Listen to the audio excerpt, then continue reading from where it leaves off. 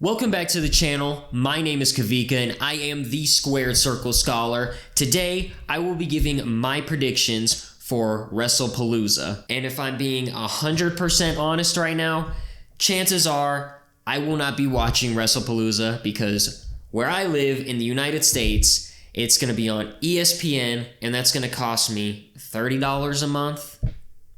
Nah, I'm good, WWE. First on the card, we have John Cena versus Brock Lesnar. So we are nearing the final days of John Cena's retirement tour, the final days of John Cena's career, and it would be somewhat fitting to have him face somebody who was in that OVW class of 2002, I believe, which was, like John, of course, Randy, Shelton Benjamin, Brock Lesnar, Batista, and it's kind of nice to have something like that, but to me it feels really, really shoehorned into the whole WWE sphere right now. This feels like the kind of match that they would put on for a Saudi show just to have big names on the card and to please the Saudi princes. It's like the one meme I saw because WrestleMania is going to be held in Saudi Arabia, WrestleMania 43, I think they said, in 2027.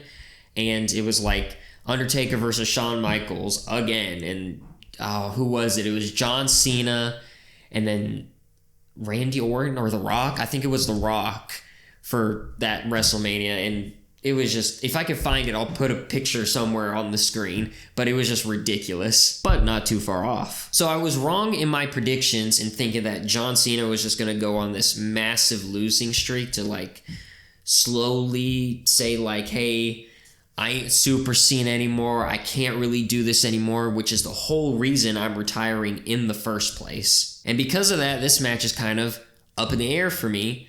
But then again, I also don't care who wins. I feel like I should care a lot more because it's one of John Cena's final matches. He has I think 5 or 6 more appearances left, and then that's it for Cena. And we're wasting it again on a match that nobody cares about. Sure, they made us care during the Logan Paul versus John Cena match because that was a genuinely good match, and he paid homage to a lot of guys that he's not going to be able to wrestle in his retirement tour. AJ Styles and Edge, just to name a couple. I just highly doubt that there's going to be a lot here. It's Brock Lesnar, and this might be a controversial opinion, but he's kind of one-dimensional. He has, a few good stuff in his older days and some good stuff against Roman Reigns. But for the most part, the dude just does German suplexes and F5s. It's not that fun to watch. So I'm just going to say Brock. Brock Lesnar is going to win. Sure, why not? Just have him come back, face Cena, win, and then just leave for another couple years. Who knows? And I understand that because it's his retirement tour, Cena doesn't need to win, he doesn't need to lose, and we really don't know if there's going to be any storyline this point going forward. At least during his heel run, there was a story being told.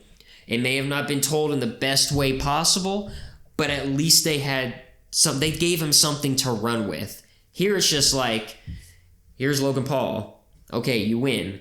Here's Brock Lesnar. Okay, you're going to lose. And then here's whoever's next. Flip of the coin. And it's just, please just give me something. He's only got 5 or 6 left. He was literally on his last SmackDown. Now, I will say, at least they did something with that. They gave Sami Zayn this United States run, and they're allowing him to go on what John Cena did in the United States, where he just let anybody come out and face him. And then, of course, Brock Lesnar comes in, tears down the whole house, and ruins the match, and yada, yada, yada, blah, blah, blah. But I don't care. Sure, it's, I guess, cool that he returned, but why? There's gotta be a reason why. Does he want a championship? Does he just want to ruin the rest of Cena's run? What is the reason? And the fact that there's no reason is a bad reason. That's horrible. That's the worst reason possible. But yeah, Brock Lesnar's gonna win. So I guess we'll have some fun at Wrestlepalooza seeing him doing German suplexes and F5s. I really hope I'm wrong.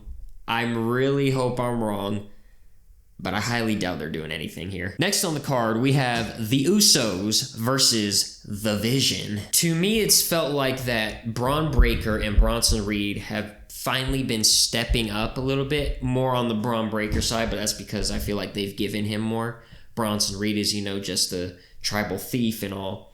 And it seems like they've really stepped back from Jey Uso and had to put him back with Jimmy just to make something happen here, because the whole Jey Uso World Heavyweight title run didn't go that well, and I'm hoping that this can be almost like a resurgence both for Jey and Jimmy. And I'm not saying to them to come back only as a tag team, but for both of them to go back into single stars. I think we needed to get away from Jey being a single stars for just a little bit, so that way he can, come back, be just as over as he's ever been, because he's still over with the crowd, but also, hopefully bring Jimmy with, not with him, but, put them both on the same pedestal. Maybe main eventers. And then Bronson Reed and Bron Breakker are really a strange duo, because they're both just like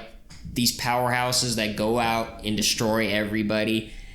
And I guess Bron Breakker's a little crazy, and, Bronson Reed just likes tsunamiing people. I don't know. I want them to get past this tag team match to get to something more. Like, Seth's got something going. I want Bron Breakker to have something going. I want to have Bronson Reed to have something going. But I want it to all, flow into one another. Like when the Bloodline storyline was going on, and you had all these interwoven storylines. That was amazing, and I wish they would do something here with that. It doesn't have to be with Roman. It can be with CM Punk, because Seth's got a match against CM Punk here. There could be so many interwoven things going on, and they just have just basic, here's the tag team match, here you go. There you go, have it. I do think, though, The Vision is going to win, because something that's going to happen later on in the card, but also because they do need this win. They need to look strong against Jimmy and Jey Uso, one of the greatest tag teams ever. They need to look strong. They don't need to lose. Bronson Reed doesn't need to eat a pin. Bron Breakker surely doesn't need to eat a pin. The Usos are fine. They will be fine. Jay's a draw, Jimmy's a draw, the Usos are a draw. Let's let The Vision win here and build them up. Next on the card, we have CM Punk and AJ Lee versus Seth Rollins and Becky Lynch. AJ Lee finally comes back after 10 long years. She spent more time out of WWE than CM Punk did. Isn't that crazy? I don't know how to feel about the storyline, because I like the whole CM Punk and Seth thing, and it feels like they're building that all the way up to next year's Mania, which I'm fine with as long as they don't sit with CM Punk and Seth for too long. I feel like they need to have a small little feud, go away for a bit, and then once we start going into Mania season, then we can, bring it all back. I feel like this would be a nice way to end this feud for the time being. So with saying that, even though it's AJ Lee's return match, I think Seth Rollins is going to win here. I changed my mind last minute. I think Seth Rollins and Becky Lynch are going to win here. And I think it's just to definitively end this small little feud between Punk and Seth, so that we can, like I said, wait for Royal Rumble season, maybe Mania season even, just so that way we don't get this old, tired feud and we're just like, please end it already. The last thing we need is to have something going on for far too long. We've had that enough. And as for Becky and AJ Lee, this also kind of feels shoehorned in. And at least this is something they could build up off of. They could have AJ Lee versus Becky Lynch for the Intercontinental title later on, maybe at the next Premium Live event.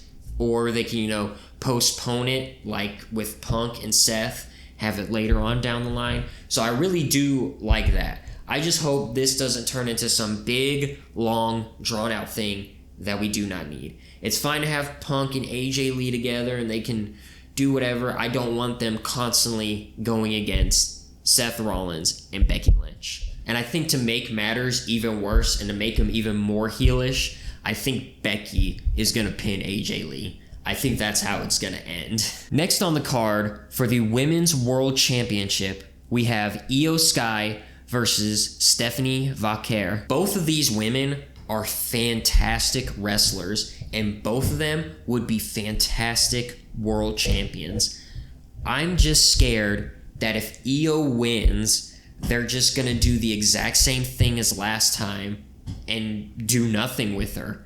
She retained her title at Mania and then proceeded to do absolutely nothing with it, which is ridiculous. How do you have Io Sky as a world champion and you just do nothing with her? And then the newcomer, Stephanie, she's already blown everyone out of the water. She's blown out all expectations. She's been fantastic. Stephanie is ready for a world title reign in the same vein as Tiffany Stratton is. They put the belt on her just to see how she will do, and she is holding her own. Tiffany Stratton hasn't had the best title run ever. It's a lot better than Io's. Not for nothing bad against Io, but Tiffany Stratton is easily having a better title reign than Io because she's actually having matches, she's defending the title, and I think they could do the same thing here with Stephanie. Give her the title, let her see how she does as a main eventer in the women's division. Or they could make up for what they did to Io, giving her the world title here, and now we get the Io Sky title reign that we all wanted. Her just going out and having crazy match after crazy match. I do think, though, even though Io Sky's over, I think they're going to put the belt on Stephanie just to see how the audience reacts online, in person. I think this could be her defining moment in seeing how she will basically be the face of Raw for the women's division in the long run. For her to be the face of the women's division, at least on Raw, if not the entire company, kind of like a Rhea Ripley. And for the final match on the card, we have for the undisputed WWE Championship champion Cody Rhodes versus Drew McIntyre. I like Cody. I think Cody's a good champion. Great champion? That I would say that's debatable. Bad champion? No, not at all. And I really, really like this version of Drew McIntyre. Is it the best version of him? No, that was the one versus CM Punk. But this version is still so fantastic. Drew McIntyre really has a way of making you actually care about what's happening. Like him versus Damian Priest, everyone thought that was just going to be a stupid match they're putting on the card for no reason. But it was both Damian and Drew especially who made us think wow, this is something we need to care about.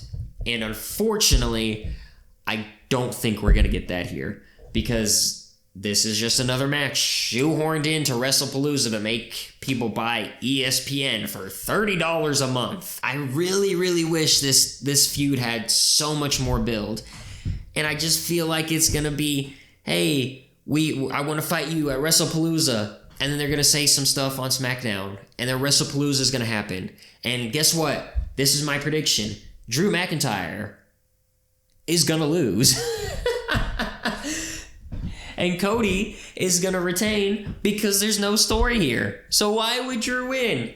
Unless they're going to do a whole complete swerve, which I could see them doing because it's Wrestlepalooza and they want people chattering and talking. Make sure you buy ESPN for $30 a month so you can see the next big swerve and the next Premium Live event. Cody Rhodes is winning. He just came back from his little vacation, even though he was WWE champion. Don't forget that. vacation while WWE champion. Kind of crazy.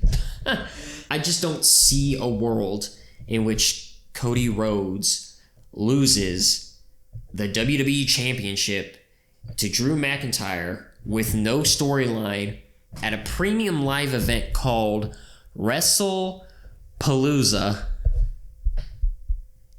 Like, am I crazy for thinking that? And those are my predictions for WWE's Wrestlepalooza happening this weekend. Let me know down in the comments below who you think's going to win, who you think's going to lose. Am I a complete idiot on every single one of these I just mentioned? Maybe so. Tell me. Let me know in the comments down below.